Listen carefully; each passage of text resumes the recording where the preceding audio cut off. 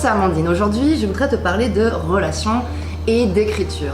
Et surtout comment tu peux utiliser ton cahier pour gérer ces relations que tu ne comprends pas, ou qui ne te sont pas comprises justement, ou tu ne te sens pas respectée dans certaines relations malgré tout le travail que tu fais sur toi. Alors dis-moi dans les commentaires quel type de relation aujourd'hui t'active, on va dire, et on va voir dans cette vidéo un exercice très simple mais super efficace pour arriver enfin à comprendre tes relations, exprimer tes émotions, tes ressentis, tes besoins sans exploser, sans aggraver la situation. Pour moi, la qualité des relations, c'est vraiment un critère essentiel en fait pour avoir une bonne qualité de vie. Et je sais pas si tu as remarqué, mais dans tout ce que tu fais dans la vie, dans tous tes projets, tout est basé sur des relations. Donc ça vaut quand même le coup de se pencher sur la question et de trouver un moyen de prendre le meilleur de tes relations. Donc l'exercice que l'on va faire ensemble aujourd'hui, tu peux l'appliquer à toutes tes relations, qu'elles soient romantiques, qu'elles soient amicales, qu'elles soient familiales, qu'elles soient professionnelles.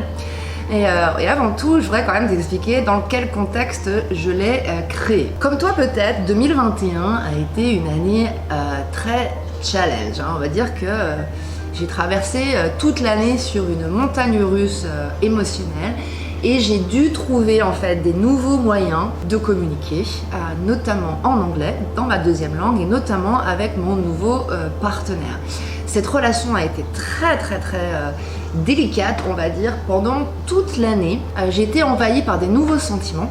Je t'en ai déjà parlé la semaine dernière, mais voilà, c'était vraiment bizarre parce que plus la relation s'installait, plus l'amour arrivait, plus le respect arrivait, plus mon anxiété augmentait. Surtout quand il abordait le sujet de son ex, avec qui il était encore marié pour des questions de visa et avec qui il a encore une maison en commun au Canada.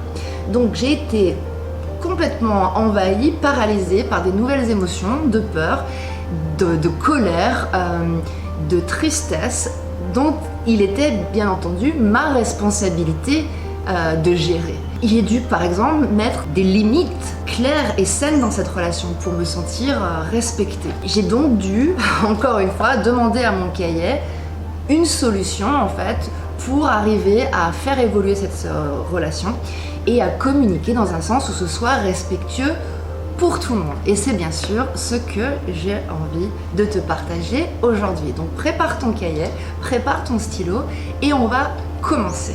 Alors on va commencer par faire passer ton cerveau en mode alpha comme on l'a vu la semaine dernière. Donc tu vas très simplement poser tes pieds sur le sol, ouvrir ta posture, poser les pieds sur le sol pour te sentir soutenu, ouvrir la posture pour te sentir en confiance en toi, te sentir grand. Et également tu vas étirer, sentir ta tête comme ça se connecter, le haut de ta tête se connecter avec ton imagination et tes idées les plus créatives, ok ?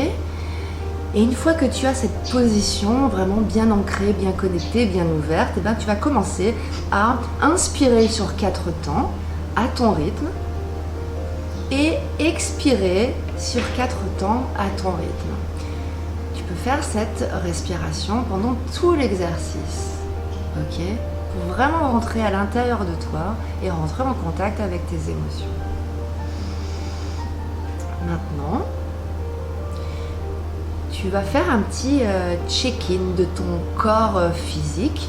Ressens dans ton corps physique où c'est tendu et relaxe un petit peu ces tensions avec ta respiration. Et localise également les parties de ton corps qui sont vraiment très détendues. Et tu poses ton attention sur ces zones vraiment déjà très relaxées. Ok ? Et sans s'installer cette sensation de sécurité. Le travail qu'on va faire, cet exercice qu'on va faire aujourd'hui, il est vraiment important de te sentir en sécurité dans ton corps. Tu peux même sourire, mentalement ou non, pour hacker ton cerveau et lui dire que tu es en sécurité, qu'il n'y a aucun danger à faire cet exercice ici et maintenant. Ok ?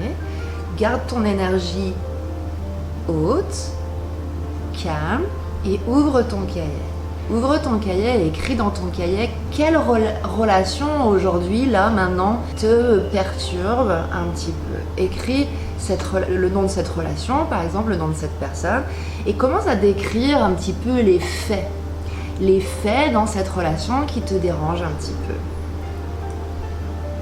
Ok ? Écris quelques mots et pose-toi la question. Quand tu lis ce que tu viens d'écrire, est-ce que tu y crois vraiment ? Est-ce que c'est vraiment la réalité ? Ok ? Est-ce que c'est factuel ou est-ce que c'est tes émotions qui s'emballent un petit peu ? Ok ? Si c'est pas tout à fait les vrais faits, la réalité, tu peux continuer à écrire calmement à ton rythme. Ok ? Et quand tu lis ce que tu écris et que ça correspond vraiment à ce qui existe dans la réalité, tu vas écrire qu'est-ce que tu ressens dans ton corps émotionnellement par rapport à cette situation. Okay ? Pose des mots sans réfléchir à propos de ce que tu ressens. Okay ? Ne te juge pas, ne juge pas l'autre personne. Juste pose des mots sur tes sentiments, tes émotions par rapport à cette situation. Okay ? Et maintenant, je vais te guider à travers différentes émotions pour comprendre un petit peu les messages cachés de ces émotions. Okay ? Les messages cachés pour comprendre d'un nouvel œil ce que tu ressens par rapport à cette relation. Ok ? Alors, dans un premier temps, est-ce que tu ressens de la colère ? Écris dans ton cahier, est-ce que tu ressens par exemple que ton territoire ou tes valeurs ont été un petit peu dépassées ? Est-ce que tu sens que c'est pas vraiment juste pour toi, que tu n'es pas tout à fait respecté ? Est-ce que certaines de tes valeurs n'ont pas été respectées ? C'est peut-être pour ça que tu ressens de la colère.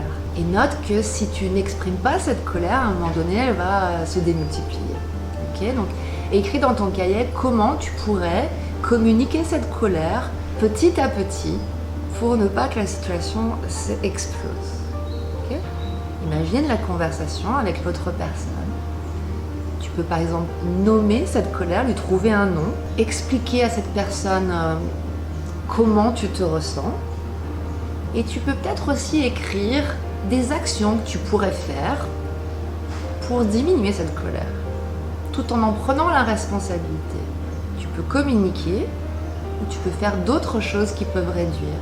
Mais tu n'attends pas que l'autre personne ne change.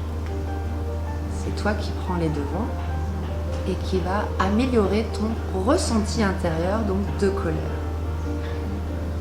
Ok. Maintenant, est-ce que tu ressens de la peur dans cette relation ? Est-ce que par exemple tu évites certaines choses à cause de cette peur ? Est-ce que tu contournes certaines choses ? Est-ce que tu as l'impression d'être en mode survie ? Tu vois, vraiment stimulé, ton système nerveux est vraiment activé. Est-ce que tu te sens en mode survie ? Dans certaines situations, peut-être pas tout le temps, note dans ton cahier dans quelle situation tu te sens un petit peu en mode survie, un petit peu oppressé. Est-ce qu'il y a des moments où tu te protèges ? Tu te protèges dans cette relation pour ne pas être blessé, ou peut-être que tu as peur de ne pas être aimé, d'être rejeté. Est-ce que cette relation t'empêche d'être pleinement heureux à certains moments ? Quels sont ces moments ? Est-ce que cette peur, elle vient du fait que tu n'es pas encore prêt pour passer à l'étape suivante ? Encore une fois, trouve un nom à cette peur. Écris comment tu pourrais exprimer cette peur à l'autre personne, en quoi ça pourrait soulager ta peur aussi, et écris quel type d'action en fait tu pourrais prendre pour diminuer cette peur à l'intérieur de toi, pour diminuer cette sensation de danger irrationnel. Quel type de communication, mais également quel type d'action. Ok ? Et maintenant, est-ce que tu éprouves de la tristesse dans cette relation ? Écris dans ton cahier si tu ressens cette sensation de perte La tristesse, c'est souvent la fin de quelque chose, une perte de quelque chose que l'on avait avant. Est-ce que tu as l'impression que tu es en deuil, que quelque chose meurt, que quelque chose disparaît, quelque chose n'est plus comme avant? Est-ce que tu as l'impression que cette relation, elle t'apporte un profond changement, une profonde transformation? Est-ce que tu te sens comme un phénix, quelque chose qui meurt et qui va renaître? Note ici que la tristesse, c'est souvent une opportunité de renouvellement. C'est comme un nouveau chapitre qui arrive. Donc c'est important d'écrire ce que tu laisses partir et ce que tu vas créer de nouveau dans cette relation ou en dehors de la relation peut-être. Ok. Essaye d'écrire dans ton cahier les avantages que tu peux tirer de ces émotions que tu viens d'écrire. Les avantages de mieux respecter dans ton territoire. Les avantages d'exprimer ta colère, ta peur, pour te sentir plus serein, plus protégé, plus en sécurité. Quels sont les avantages que tu peux avoir d'exprimer ta tristesse pour accueillir ce nouveau chapitre dans ta vie? Ok. Maintenant, je vais t'inviter à écrire tous les mauvais scénarios que peut-être tu anticipes par rapport à cette relation dans le futur, qui n'est pas encore là, et de réécrire un scénario plus positif de ce futur dans cette relation, en le créant de tes propres mots, avec ta propre énergie. Et maintenant, je voudrais t'inviter à imaginer une conversation avec l'autre personne dans cette relation et sentir la différence entre exprimer ce que tu ressens et quels sont tes besoins. Écris dans ton cahier, voici ce que je ressens, voici mes besoins. C'est quelque chose qu'on n'a jamais appris, ni à l'école, ni à la maison. Et t'entraîner à dire ça à cette personne. Je me sens, j'ai besoin de, au lieu de juger l'autre personne et d'attendre que cette personne ne change. Sans cette nouvelle dynamique, pour la même situation, pour la même relation. Et prends le temps ici d'écrire ce que tu ressens en détail, ce dont tu as besoin. Et maintenant, tu vas écrire une demande qui peut être négociable avec l'autre personne.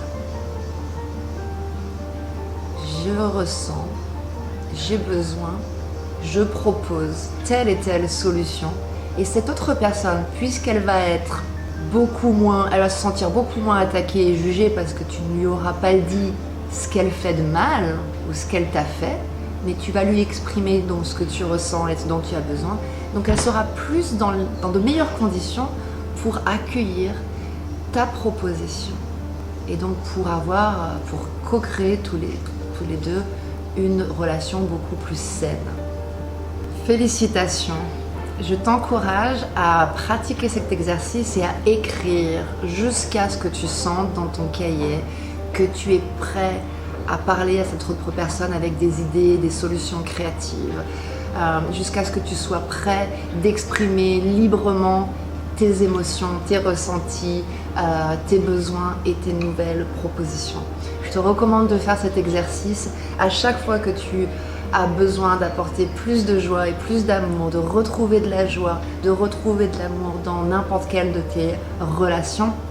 Et bien sûr, je t'invite à commenter sous cette vidéo ton expérience. Peut-être que tu as des questions et je suis bien sûr là pour y répondre.